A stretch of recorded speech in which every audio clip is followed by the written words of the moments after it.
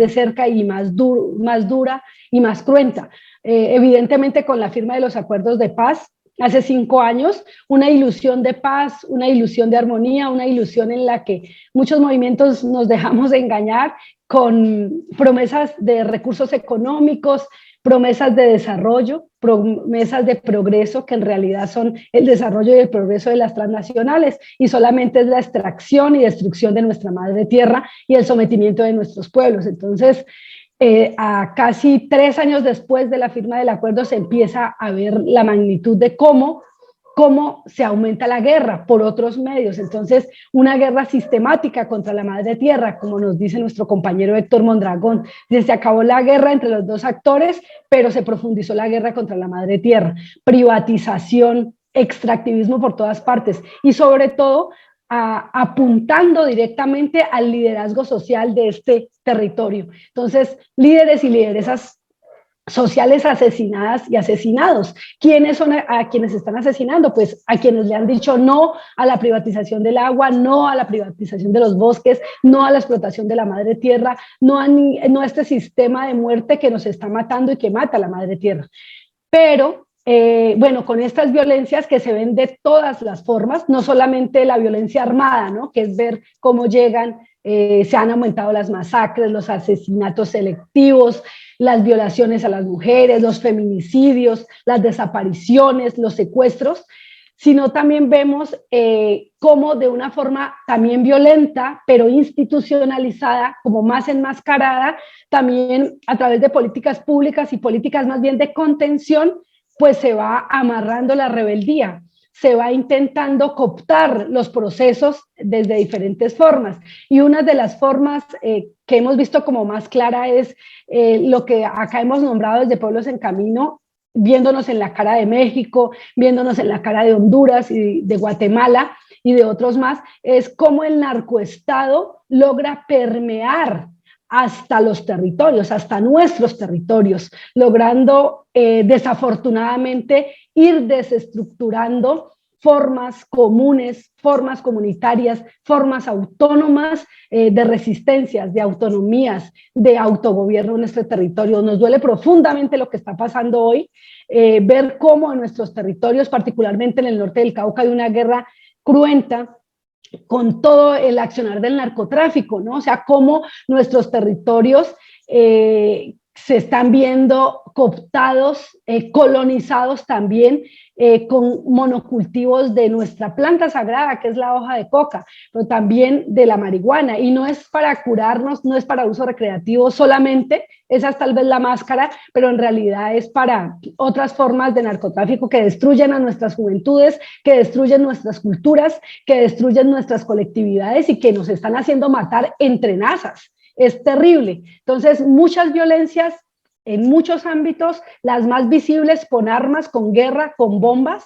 pero también las menos visibles, una violencia más institucionalizada que en realidad es la cooptación, la captura de los territorios y de nuestras formas de hacer comunitarias, porque hay una mafiosidad rampante que va desde las transnacionales con el negocio de la comida, de la salud, de la educación, pero también aquí internamente en nuestros territorios con las plantas sagradas y otras formas de ser. Y actualmente podríamos decir que se ha profundizado más esta guerra antes de las elecciones, ¿no? Ahorita el 13 de marzo va a haber una consulta y bueno, vienen las elecciones presidenciales, las elecciones al Senado y otras formas electorales, que bueno, particularmente yo no me entero mucho de estas formas electorales porque realmente no, creo que he intentado desde hace muchos años estar como lejos de estas formas electorales porque a pesar de que hay candidatas, candidatos que vienen de movimientos, pues uno se mira en el espejo, y de luchas, ¿no? Se mira en el espejo de Nicaragua, se mira en el espejo de Venezuela, se mira en el espejo de Ecuador y de Bolivia, y uno sabe que quien llegue a gobernar simplemente va a poder administrar la casa capital, pero en últimas va a tener que hacer lo que el sistema quiere, lo que las transnacionales quieren, y nos podrá dar algunas migajas, algo de asistencialismo, pero no se cambia la estructura, no se tocan los asuntos estructurales que nos tienen empobrecidos, que nos tienen sin tierra y que nos tienen pues prácticamente ahora en una guerra en nuestros territorios. Entonces lo que vemos previo a las elecciones es que han aumentado sistemáticamente las masacres, y sobre todo atentados. Por ejemplo, en esta semana atentados aquí en el Cauca, en el Tambo, en Caloto, aquí en Santander de Quilichao. O sea, cada día se escucha que explotó un artefacto explosivo en algún lugar, cerca de una estación de policía, cerca de una alcaldía, cerca de una casa cural, que están matando a la gente, que aumentan los letreros de los grupos armados en lugares donde nunca habían llegado antes. Entonces mucha gente se confunde y dice, ah, sí, es que es las disidencias de las FARC que se volvieron a tomar todo esto. Pero lo que nosotros hemos estado tratando de entender de cara también a otras experiencias de otros territorios y leyendo nuestra misma historia es que aunque se dice o se hacen llamar que son disidencias de un grupo armado que en algún momento cuando surgió fuego revolucionario y protegió a los pueblos, pues que después desafortunadamente se convirtió también en victimario de sus propias víctimas, pues que actualmente vemos que ese es un accionar más bien es paramilitar. Entonces como que se usa la máscara de las guerrillas, pero en realidad vemos cómo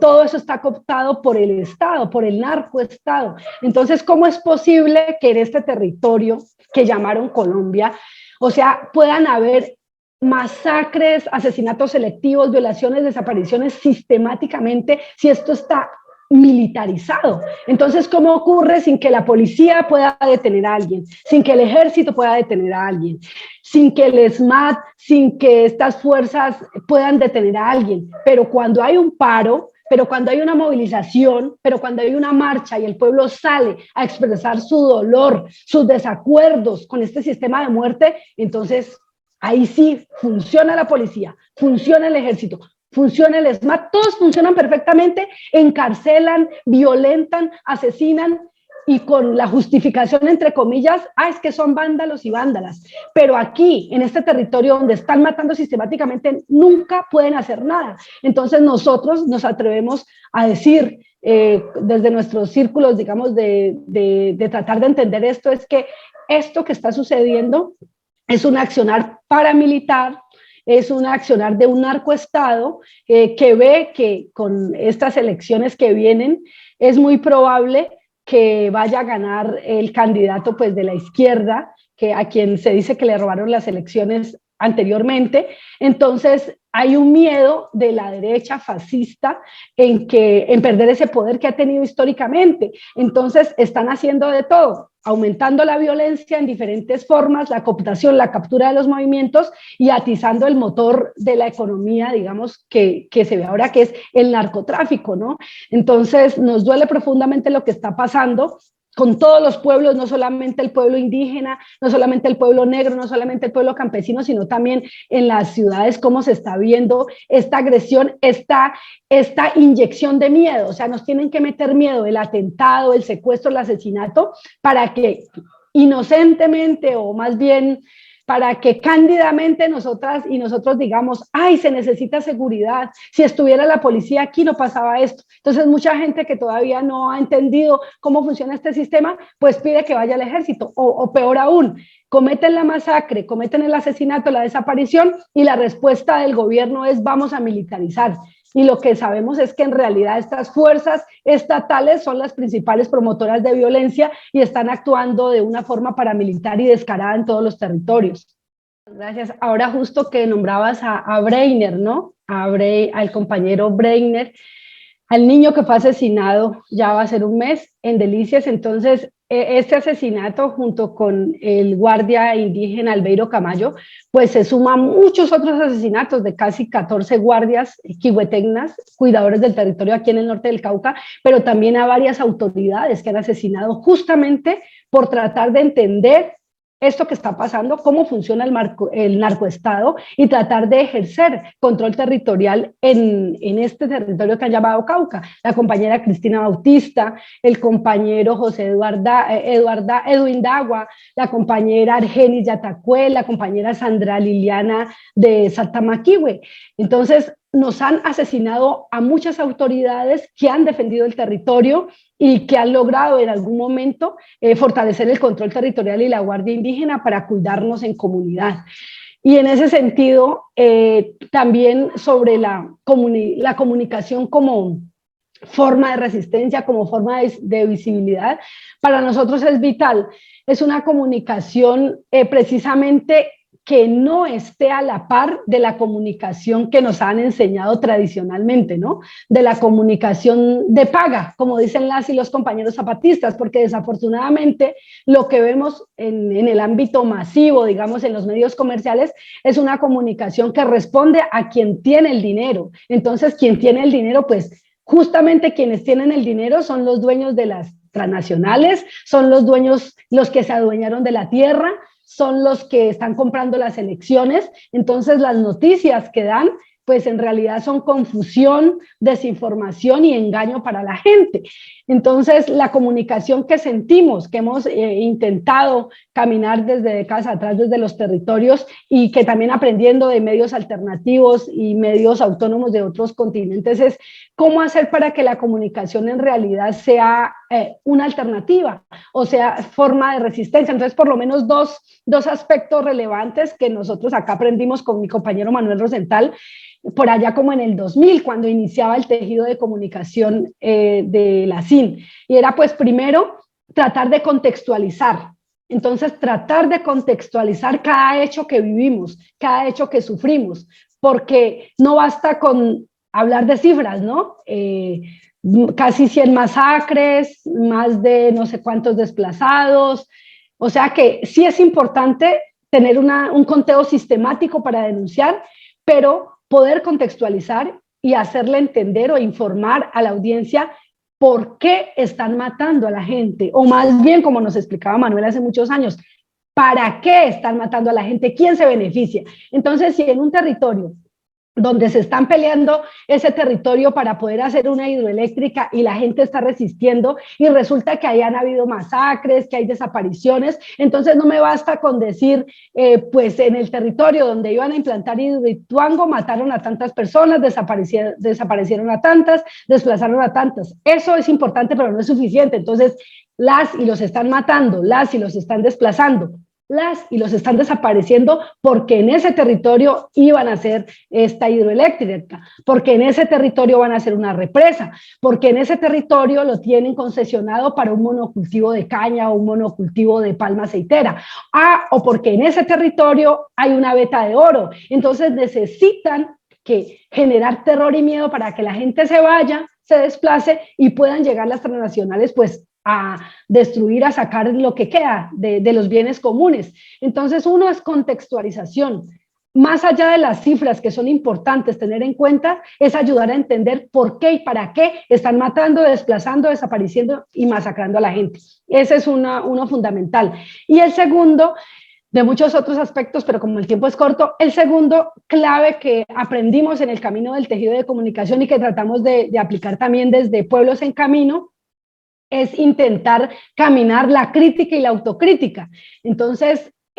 cómo nosotras y nosotros, como comunicadoras, comunicadores, periodistas, tenemos esa capacidad de estudiar para entender, y estudiar no me refiero solamente a libros, ¿no? Sino entender lo que está pasando en otros territorios, no solamente lo que sucede aquí en este territorio Cauca, sino ver qué tiene de similar con lo que está pasando en México, en Honduras, en Guatemala, cómo está funcionando ese narcoestado por allá, cómo coopta, cómo mata. Entonces, que nos permite tener argumentos fuertes para develar las estructuras históricas y patriarcales y coloniales y estatales que existen en todas partes y que nos están provocando estas rupturas, estas crisis y estas, digamos, sobre todo, erosiones de las autonomías.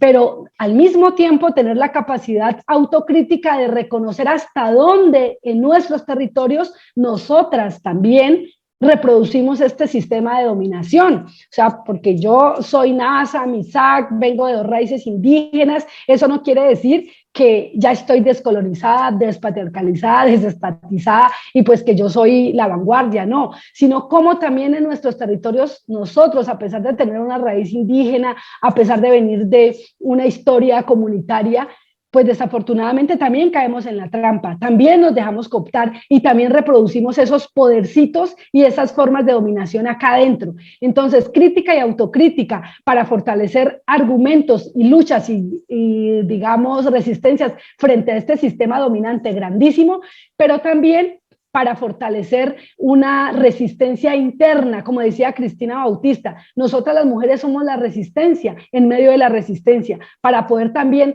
reconocer acá dentro de nuestros cuerpos como mujeres en los territorios cómo reproducimos estas formas de dominación, pero sobre todo cómo las queremos cambiar juntas, más allá de la institucionalidad, más allá del proyecto de la ONU que financia, más allá del proyecto del Banco Mundial, más allá de los proyectos que nos dan plata y nos condicionan hasta la vida misma, cómo autogestionar para liberarnos de estas formas de dominación. Muchas gracias y solamente terminar con 2 frases, también recordando aquí al compañero Héctor Mondragón que nos decía, en Colombia no hay desplazamiento porque hay guerra, sino que hay guerra para que haya desplazamiento. Y en estos territorios yo creo que la esperanza es la organización comunitaria, la esperanza es la autonomía, la esperanza es la emancipación, la esperanza es la forma colectiva en que reconocemos dónde estamos, el contexto que estamos viviendo y nos juntamos para resistir y defendernos de este proyecto de muerte que sigue avanzando, pero también depende de nosotras y nosotros hasta dónde lo vamos a seguir